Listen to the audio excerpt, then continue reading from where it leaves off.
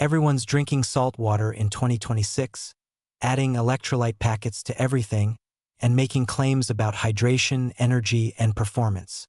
Let's separate science from aggressive marketing. Electrolytes, sodium, potassium, magnesium, and calcium, regulate fluid balance, nerve signaling, and muscle contraction. Balance is critical, not just quantity of any single electrolyte. But do you actually need supplementation? Let's assess actual needs honestly. If you're sedentary, working in climate-controlled environments, not exercising intensely, you probably don't need electrolyte supplementation. You're getting adequate electrolytes from food.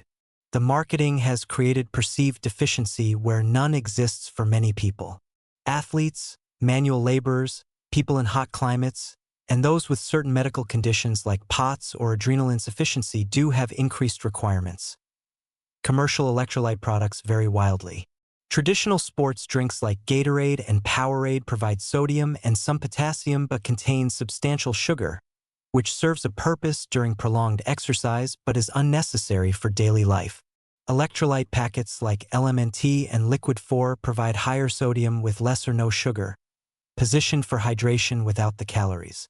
Coconut water is naturally high in potassium but low in sodium, making it incomplete for electrolyte replacement after heavy sweating. DIY electrolyte strategies are simple and cheap. Adding a pinch of salt to your water provides sodium supplementation. Homemade sports drink with water, quarter teaspoon salt, citrus juice, and touch of honey replicates commercial products at fraction of the cost.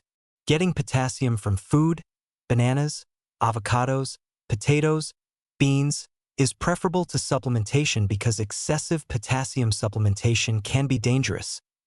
The sodium restriction nuance is important. We've had decades of blanket advice to minimize sodium, but very low sodium intake is potentially harmful, especially for active people. Individual needs vary enormously.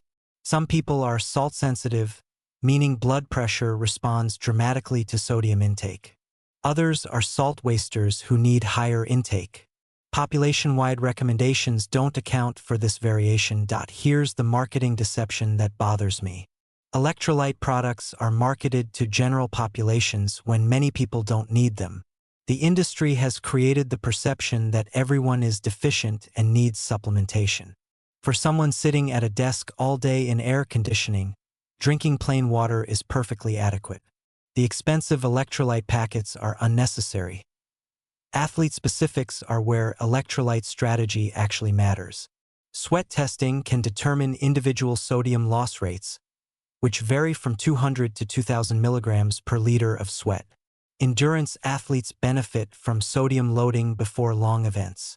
And hyponatremia, dangerously low blood sodium from overhydrating without electrolyte replacement, is a real risk in endurance events. For these populations, strategic electrolyte use is evidence-based. My warning is simple. Assess whether you actually need electrolyte supplementation. If you're exercising intensely for more than 90 minutes, sweating heavily in heat, or have medical conditions affecting electrolyte balance, supplementation makes sense. If you're doing yoga twice weekly and working an office job, you probably don't need it. The hydration and electrolyte supplement industry has convinced people they need products that are unnecessary for their actual activity levels and environment. Don't fall for marketing creating problems that don't exist in your specific situation.